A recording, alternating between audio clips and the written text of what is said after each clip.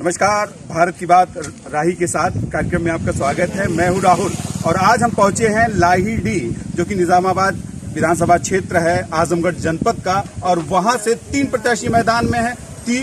एक आलम बदी साहब, जो जिनको काफी ऊंची शख्सियत में गिना जाता है, फिर मनोज यादव बीजेपी से हैं, और बहुजन समाज पार्टी से डॉक्टर पीयूष यादव। ये त्रिकोणीय मुकाबले की लड़ाई पर आज हम चर्चा करेंगे। नहीं जीत पाएंगे।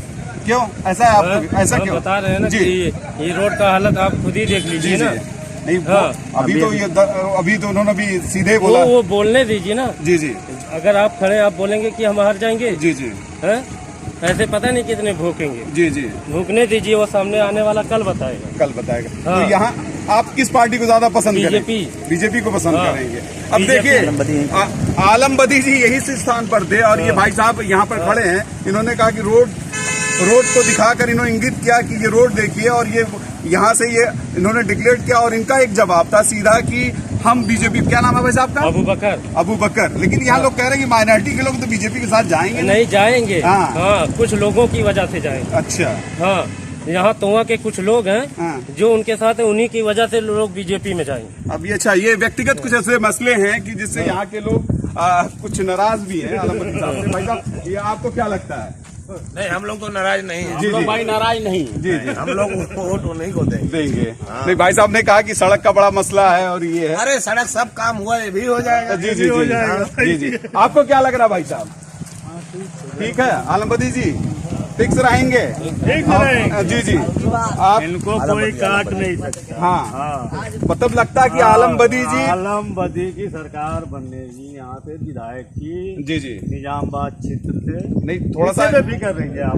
नहीं, एकदम 100%। यादव 2 कैंडिडेट और खड़े हैं, उससे खतरा नहीं है? खतरा कुछ नहीं, किसी से खतरा नहीं। जी जी। अरे यार, खतरा किस चीज का? जी जी। कोई खतरा उतरा नहीं है। जी जी।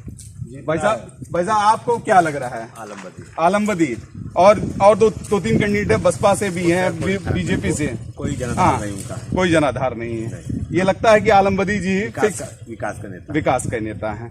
ये देखिए, अभी तमाम से लोग हैं यहाँ पर, इनसे बात भी हुई है हमारी। ये देखिए, 3 नौजवान साथी ये रोड पे भी खड़े हैं, और अब इनसे भी राब्ता करें, क्योंकि एक स्टेटमेंट अभी आलम बदी साहब से हमने लिया है। और आपको क्या लग रहा है कि यहाँ पर कौन एमएलए हो सकता है आपका निजामाबाद का? फिर से यहाँ तो सपा ही है। आपका नाम क्या है? रमाश्रे जी। तो समाजवादी पार्टी आलम बदी जी को लोग अभी लोग कह रहे थे कि सुनते नहीं, बात ये नहीं है, बहुत शिकायतें भी थी। तो उन्हीं का। और आपको क्या लगता है भाई साहब? आप तो उन्हीं का। और ये देखिए, नौजवान साथी हैं, आप कहीं जा रहे थे, रुक गए हम लोग को देखकर। तो आपको क्या लगता है कि यहाँ पर फिर से कौन एमएलए होगा? सपा। आपका नाम क्या है? अच्छा, गुलजार साहब। तो ये लग रहा है कि समाजवादी पार्टी ही जीतेगी। ये देखते एकदम सीधा सा राब्ता इन लोग सब हमने किया है। भाई साहब, आपका क्या नजरिया है? अगर ये चुनाव, क्योंकि वर्तमान में आलम बदी जी विधायक है, फिर से लाइन में है, समाजवादी पार्टी आएगी। जी जी। आलम बदी ही जीतेंगे। ये माहौल पूरा लग रहा है। आलम बदी जीतेंगे। अच्छा, कोई नहीं जीतेगा भाई जी। और भी हैं, बसपा से भी आ रहे हैं। आलम बदी के नाम से जीतेंगे या सपा के नाम से? कोई नहीं, आलम बदी क्लियर है। यानी समाजवादी पार्टी की सीट क्लियर। मैं तो अभी तो जैसे थोड़ा सा था कि इनमें और इसरार जी भी टिकट मांग रहे थे, लेकिन बाद का कोई मामला नहीं। अच्छा जी। अभी इसरार भाई नहीं लड़ेंगे। अभी देखिए, इससे पहले समाजवादी पार्टी से एक लीडर थे, और इसरार अहमद जी, जो कि पूर्व ब्लॉक प्रमुख रहे हैं, और वो भी दावेदारी में थे। काफी स्थिति थी उनकी टिकट में, लेकिन निर्दल भी उन्होंने भरा था। बाद में वो मैदान से अब समाजवादी पार्टी के साथ है। टोपी से ही लग रहा है, एक लाल टोपी है। तो क्या नाम है आपका? विवेक यादव जी। यादव तो 2 कैंडिडेट और खड़े हो गए हैं। उससे कोई मतलब नहीं है, सपा जीतेगी बात। पूरे यादव में ऐसा माहौल है। सब यादव। हाँ, राजभर भी देंगे, सब बिरादरी देंगे। जो वोट है समाजवादी को जाएगा, वो आलम बदी की वजह से। आलम बदी को जाता है। अच्छा, आलम बदी विकास का देता है। अच्छा, कोई गांव ऐसा नहीं बचा जिस गांव में उसने 200, 300, 400 मीटर इंटरलॉक और खंजा नहीं दिया होगा। जी। कोई गांव नहीं। ये भाई साहब थे, अभी इन्होंने कहा कि तो उन्होंने कुछ काम ही नहीं किया। क्या ये काम, ये जो रोड है, ये रोड तो PW का है। जी। सेंट्रल का मामला है। इसमें कोई नहीं रोल हो सकता है। मान लो PWD का है, इसमें विधायक अपना कुछ नहीं कर सकता है। 25 साल से 5 बार से विधायक। 5 साल में ये इनकी सरकार नहीं थी, एक बार पूर्ण बहुमत से दी थी। तो क्यों नहीं बनवाए?